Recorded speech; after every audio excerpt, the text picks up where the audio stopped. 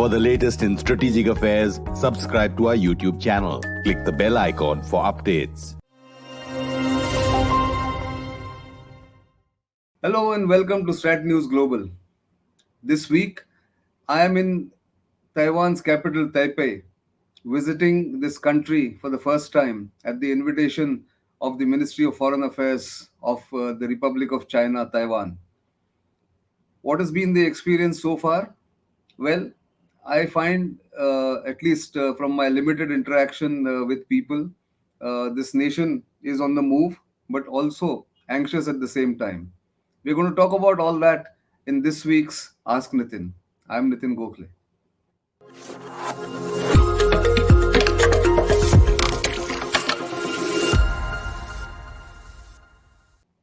Later in the program, two guests will join me. One from Taiwan itself, both Indians, of course, and the other from India. And both of them have experience of having lived in Taiwan and also experienced the society here, having gone around the country, learned the language, that is Mandarin, and worked here. I will introduce them as we ask them to join a little later.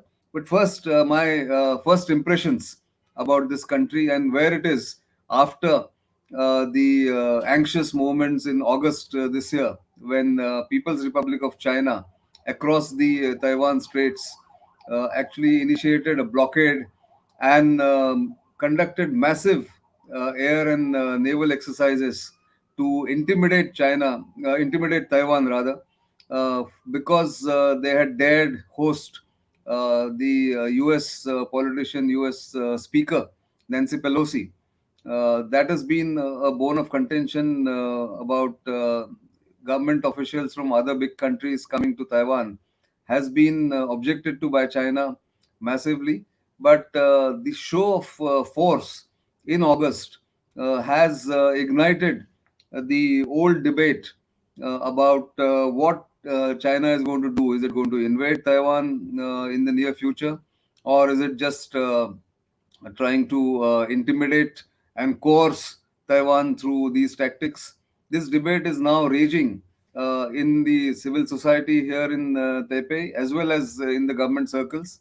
The relevant authorities are also building scenarios, looking at gaming the whole scenario that may possibly occur if the People's Republic of China under Xi Jinping decides to invade Taiwan. In fact, I've heard this question from my colleagues. I'm here as part of a big delegation of journalists from across the world, 32 of them, in fact, from all the continents.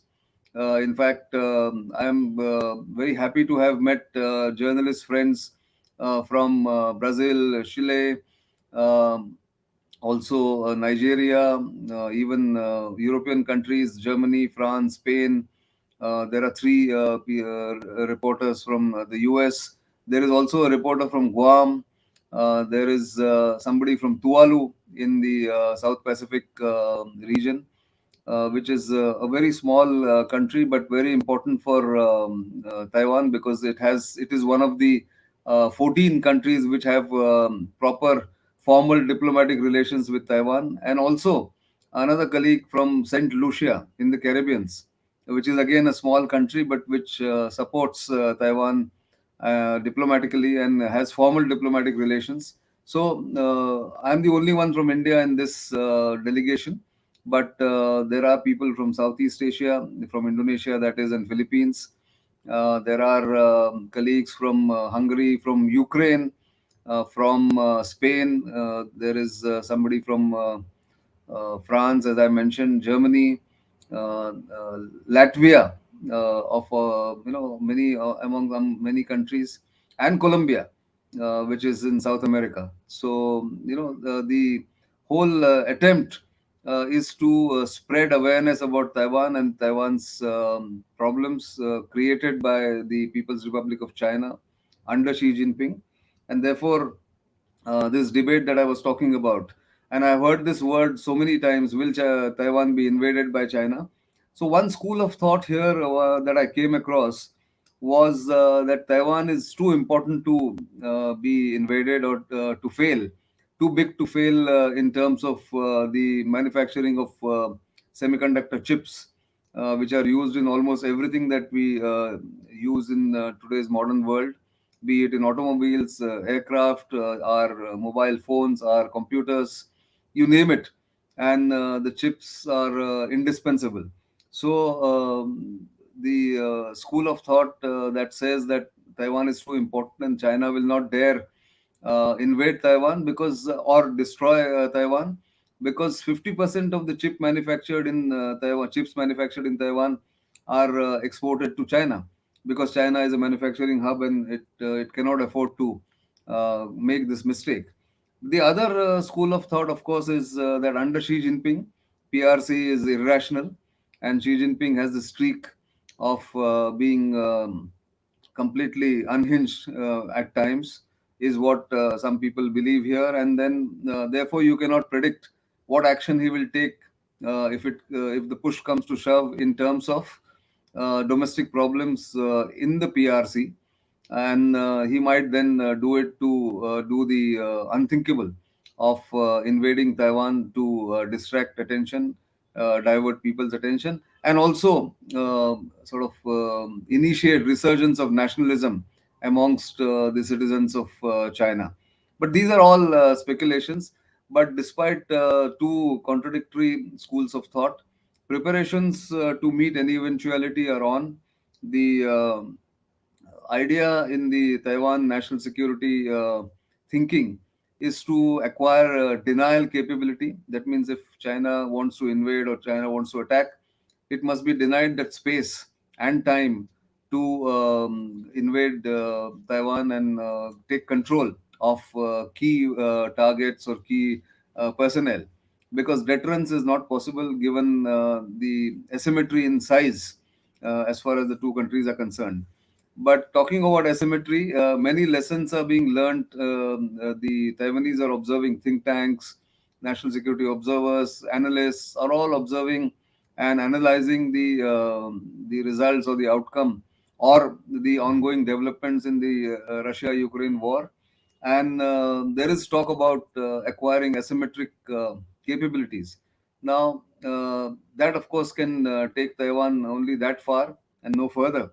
But what is evident is that the will of the people is strong. Nobody is panicking.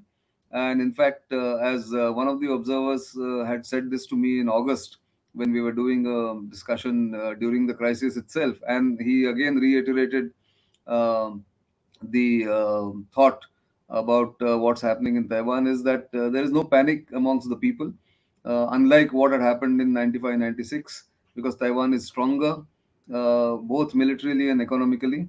Its people are also more confident because of their position in the world. They are well educated, they are global citizens, they have talent, they have innovation, they are very good at technology and creating world-class technologically superior products, and therefore uh, the sense here is that one need not panic.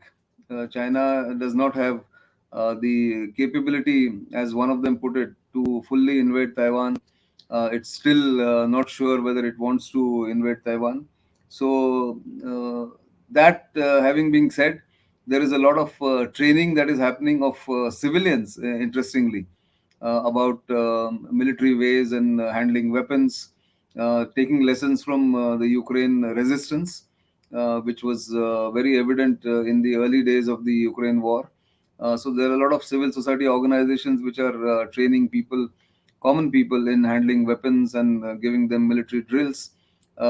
In the official circles too, there is a discussion about increasing the compulsory military service from the current 4 months, which is very token and very preliminary, to between 8 and 12 months, so that more reservists are available when required. Taiwan military otherwise is of a very small size, but this is what something that the decision makers are discussing. It is Taiwan, remember, is a technological giant. The innovation that they have shown, the kind of adaptability to new technology, creating green energy products, creating sustainability, and doing looking at resilience of the economy, diversifying its energy needs. All that is being thought about in Taiwan. This is a very smart society. They speak, most of them, we have come across, of course, speak fluent English. They have very sophisticated cyber defenses, and each time there is a cyber attack from China, they are able to not only prevent it but repel it, and therefore they are a forward-looking society. But there is also this anxiousness, as I mentioned, about what will happen if there is an irrational decision taken. There is the other school of thought about how much should the Taiwanese government uh, sort of hold itself back without, or how does it send a signal to China that it means business without provoking China into any precipitate action, is something that is being discussed.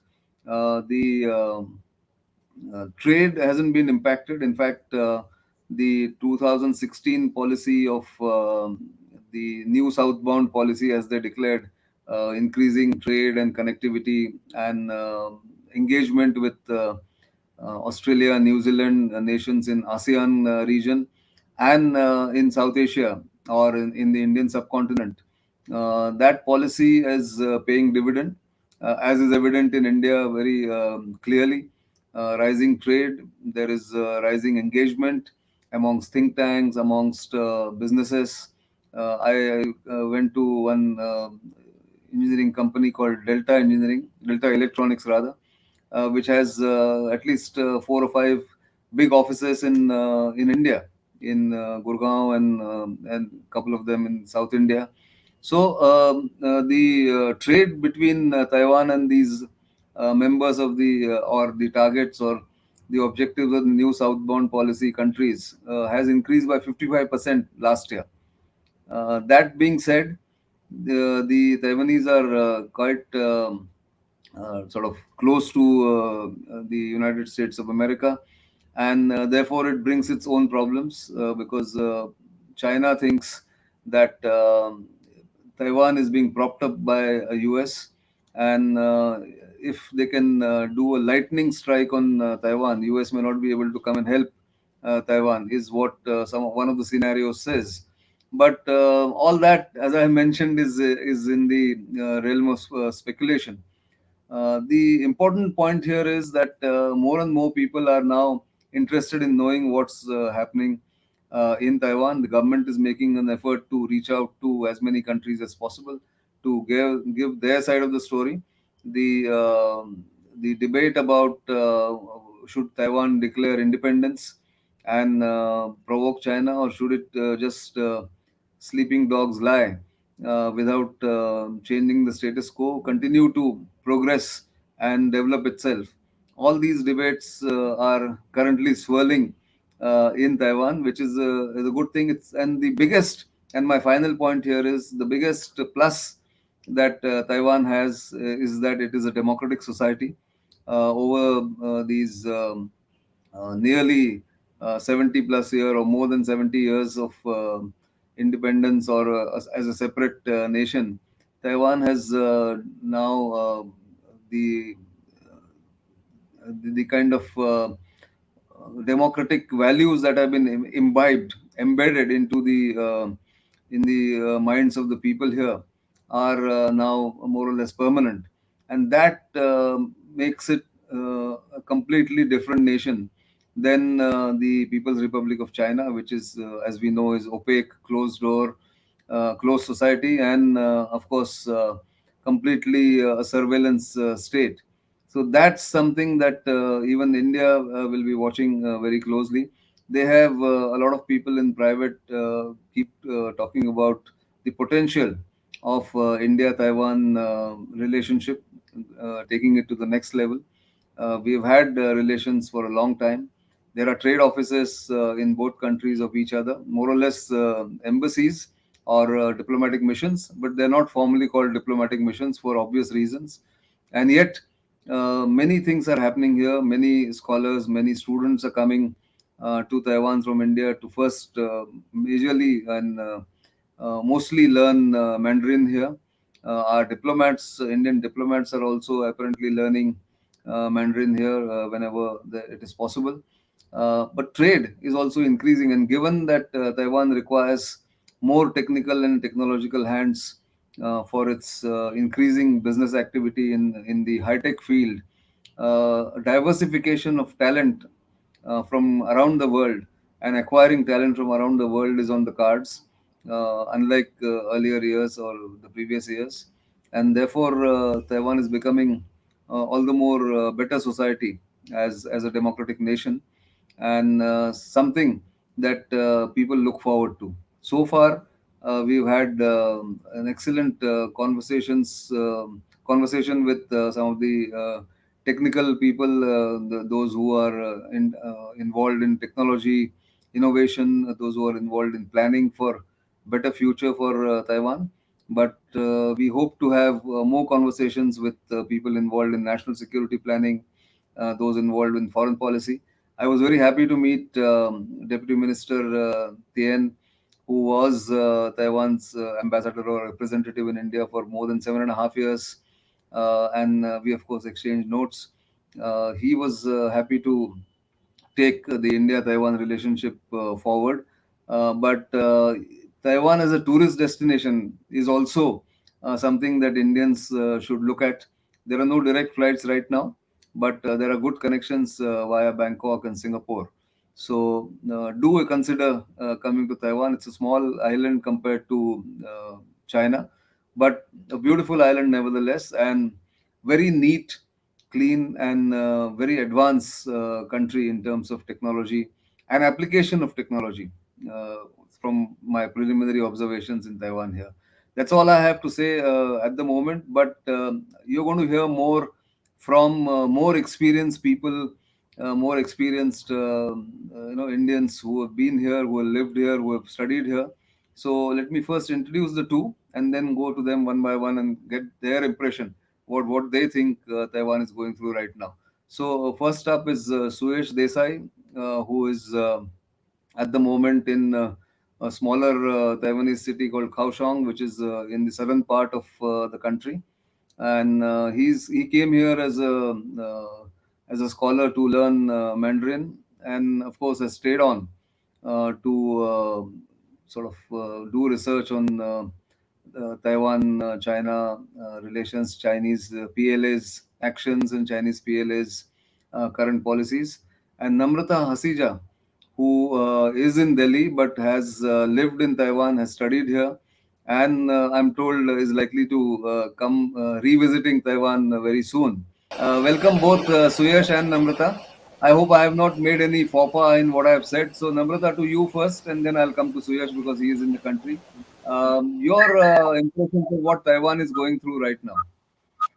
Thank you, sir. Like I actually stayed in Taiwan at very crucial junctions. It was 2014-15 when the Hong Kong crisis happened, and there were also elections when actually President Tsai won for the first time. Then again in 2019-20 when the Hong Kong crisis happened, and I saw the movement in Taiwan supporting the Hong Kongers and meeting Hong Kongers in Taiwan, students who were studying, and again election time when President Simon came, for the second time. So I've seen a change in Taiwan because my first visit was way back in 2012. From then to the last, when I came in January 2020, there's a marked change. And I'm talking about not about officials, I'm talking about common people. Because I had the advantage of knowing Mandarin, and that's how I interacted with common people like taxi drivers, vegetable sellers, and then in my university, students, professors. So initially, many would talk about if one country, two systems can benefit Taiwan, there is no harm, in probably going with it. And this was a class of people who were into Taiwanese media and other things. But after 2014, when the Hong Kong crisis happened, there was a marked change. My professor, usually professors don't give any political statements in Taiwan. So she told me very clearly that we are not going to vote for KMT. We are going to vote for DPP because we don't want to go the Hong Kong way. And with her and of course with others, then the conversation started. And even the youngsters, their parents used to support KMT, but many of them actually left their houses because they had like a fight with their parents that how can you support a party that's going to that says that we are going to ultimately reunify with China. I am not a Chinese, I'm a Taiwanese. And then 2019 was this major movement. I was there when, in fact, all Taiwanese journalists and people came on roads and they were like, we want to stop this red media. So, of course, red media is all the media houses that have been bought over by mainland and, under the United Front Work Department.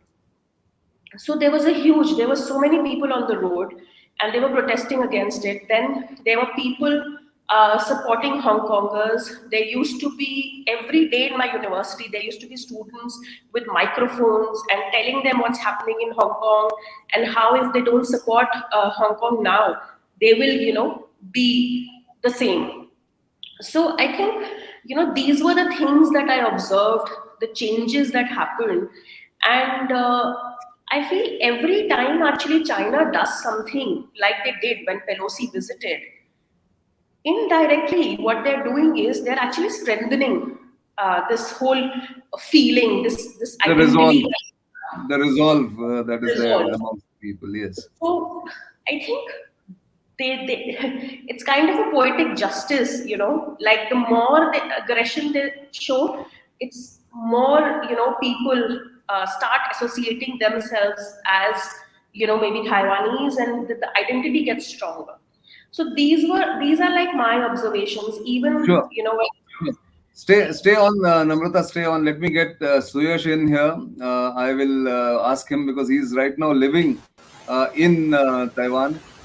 In fact, he's living in a smaller town. Welcome, Suyash. Please give your background a little bit. How long you've been here? But what Namrata was Uh, speaking about was the KMT is one party and DPP is another. For benefit of our viewers, the DPP is the current ruling party. KMT, of course, has the legacy from the Kuomintang. Is an old party of Chiang Kai-shek, who actually brought his nationalist government to Taiwan after losing the civil war to the Communist Party of China under Mao. And since 1949, Taiwan was established under him. But of course, his legacy is seen as a mixed kind of legacy for the people of Taiwan. But coming to you, Suyash, please introduce yourself, what you do, and then I'll ask you a couple of questions.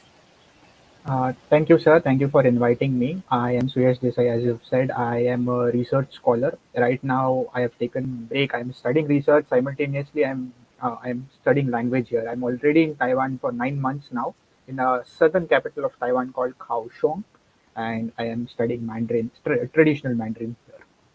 Traditional Mandarin because all the historic documents are in traditional script.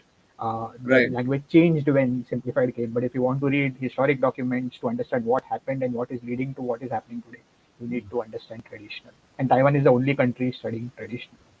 Yeah, so now that you've been here for some time and you lived through the August crisis, uh, give us your impressions about what happened then briefly, and then what do you think has been people's reactions post that crisis, and has it got resolved? I mean, has the resolve got stronger, or there are opinions that are divided? Please let us know.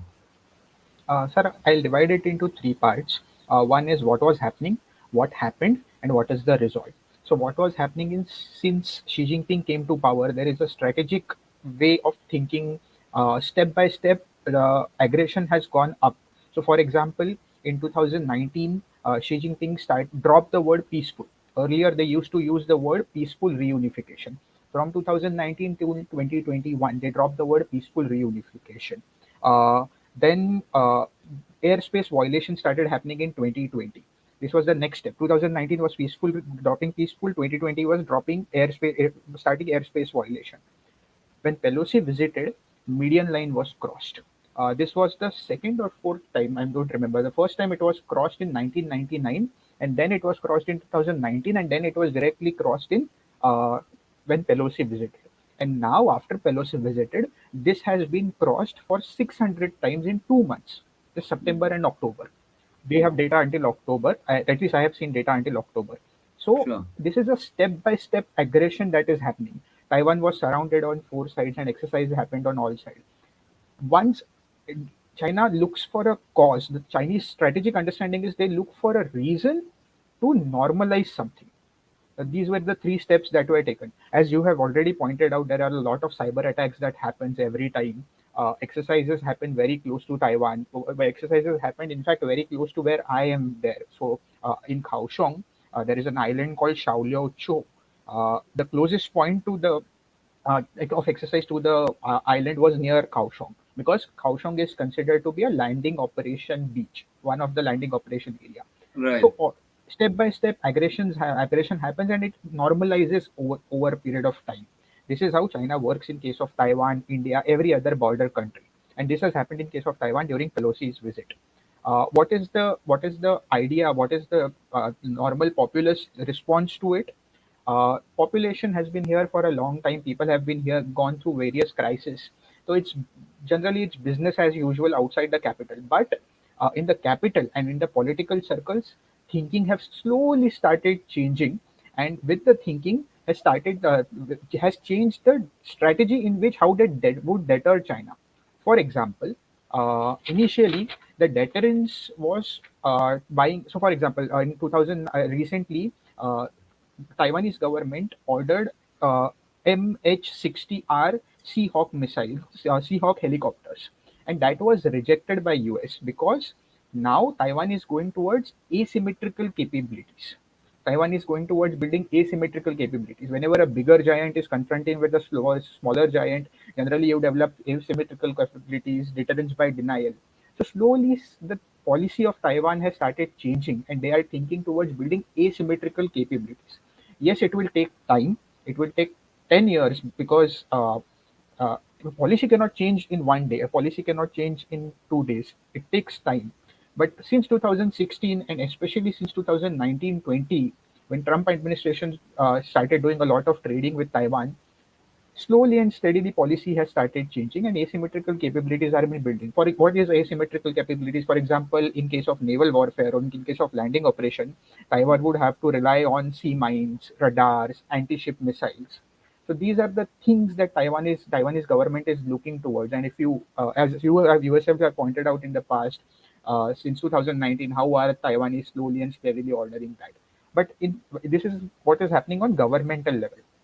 Population level, yes, it's business as usual because this country has gone through a lot of things. This country has seen a lot of crisis, 1995 crisis when Pelosi visited. So they are aware of a problem that is happening, but life goes on as usual within the country. So you were here during the crisis, right, in Taiwan itself? Yes, yes. Yeah. I Okay. was So I let me was get here during the crisis. Yeah, so let me get back to Namrata. Namrata, as we are looking at the current state of affairs in Taipei itself, next week there is going to be local elections, not for parliament but local elections, and the trend is showing that it's going to be a kind of a very close contest, and sometimes in the urban areas or the big city like Taipei and a couple of others, the KMT might be sort of making a big splash, if not a win, and which shows that there is still some support that they have. This is what the buzz is here. But in your own experience, do you think the businesses here, the business houses and the big businesses here, like the TSMC and the others who are in the technology front line of technology here, are they worried in any way that China will come and invade, or because they are very well invested in China and expanding, some of them, like they told me, For them, it's business as usual. What is your sense? Sir, if I may, I don't know if I can show you this Yeah. cartoon. This Uh, was something that was circulating when the Pelosi visit happened and when everything was happening. So, this is from the Taiwanese local media. So, the general feeling also is, I'm not talking about the government, but this is like the local, like the common people. They say that whatever is happening, it's like the bigger game. It's Taiwan is kind of in the middle of it. It's actually US and China. And they were saying the US, of course, is also to an extent using Taiwan. So if like this log, which is Taiwan, so if they're trying to break China with it, the log will also suffer something.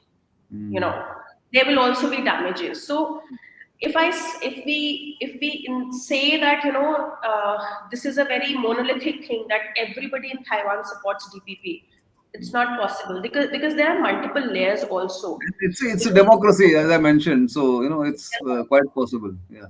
yes, sir. And also, there have been different waves. Like, first, of course, are the people who were staying here before Chiang Kai shek came. Then there were millions of people who came with Chiang Kai shek. Then now you see that many Taiwanese marry mainlanders. So if you have a mother who's a Chinese, so you grow up differently. Many are marrying Southeast Asian. So there are multiple layers, and there are pockets where they call it: are you blue or are you green?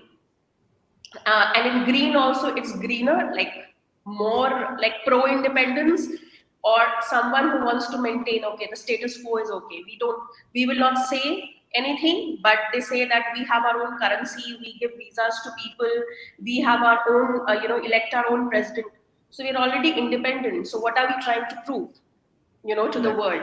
So there are multiple levels here, and that is why what you're saying is correct. That there are pockets that support KMT because they feel that probably whatever is happening, the way DPP is getting more close to the US, and they are having all these things, because there's also a strata of society that's actually being affected. Because when Pelosi came, the Chinese actually hit the agriculture sector. That is the season when pomelos are there in Taiwan. So many farmers who do farming of pomelo, all of that is actually sold to the mainland Chinese. So the government, PRC government, actually banned True. importing that. So Yeah. there are sections that feel. When I was talking to a taxi driver once, he said, "I want my bread and butter, whether it comes from ROC or PRC, it doesn't matter to me." Yeah, so So it's a very big dilemma for people. I mean, actually, you're right. I mean, that's what I also hear. I find divided opinion. I also find yes, a little vague kind of understanding, or saying that let's get on with life. Why get into all this politics? That is there. But thanks, Namrata, for joining. I wish you the best for your upcoming trip, and of thank you course, so much. keep studying Mandarin and keep studying China and Taiwan. We need more Thank you. scholars like you and Suyash and others who I've met here. So all the best for you. So coming back to Suyash, Suyash, you are here in Taiwan itself right now. Um, One last question I want to ask you, and briefly, if you can answer. What is your sense of what's happening in the Taiwan military? Are there US trainers here? I heard today that yes, there are some of them, not in large numbers, but what is the kind of training they're imparting? What is it that the Taiwan military is doing? Because since you also do a weekly newsletter on the PLA military, may not be on the Taiwan military, but what is your sense? So yes, in I think in 2020 or 2019, U.S. Marines have been invited. A small section of U.S. Marines has been invited here, and they are training some sections of Taiwanese military. So yes, they are here, and this happened after a very long time. So they were earlier not here. This happened under Tsai Ing-wen DPP's government. Uh, Hmm. in sense of Taiwanese military, what exercises they do, what exercises they help in, that is kept very silent. No one knows this except the inner core of the government, It's a because this classified, can create yes, correct yeah. because this can create a domino. For example, I'm just giving an example. if they are training asymmetrical capabilities, then China might get alert that this is purely directed towards China, though everybody knows. But that is why, to avoid the domino, it is kept completely under the wraps. It could be asymmetrical capability. It could be also training. So, for example, a lot of jets are being imported from China, from the US. A lot of weapons are imported from US. And sir, as you are aware, any infantry or artillery, the personnel used to get familiar with the weapons. It takes few years for, after installation, to get familiarized with the weapons takes a few years, and you need a Sure. certain kind of training for that. So that could be also be a possibility here, that they are here to train, to get to familiarize Taiwanese Familiarize with army to the the weapons. familiarization with the weapons. You're right, absolutely. Correct. So thank you, Suyash, for joining, and all the best to you for what you're doing, and keep doing that study of this region of the language. We need more scholars like you to make us understand what's happening there, because for India too, China is the biggest strategic challenge. So please keep doing what you're doing and do it well. Thank you very much for joining. So, Thank you. viewers, as you must have noticed, we have exceeded our normal time, but this was an important topic. Although I have only touched very briefly, is just a kind of preliminary scan of what I observed as a journalist, as an analyst in my 3 4 days of interaction. I'm going to spend a week, as I mentioned, from Sunday to Saturday, and I hope to bring you more insights and more stories into Taiwan and what Taiwan is trying to do vis-a-vis its problems with China, and how, if it is being used by the US to get back at China. All those questions we'll answer in the subsequent reports that I'll be putting together for the benefit of StratNews global viewers. But for the time being, it's goodbye. You know where to reach us. Do give us your feedback, and keep watching StratNews Global, and of course, Ask Nitin. For the time being, it's goodbye.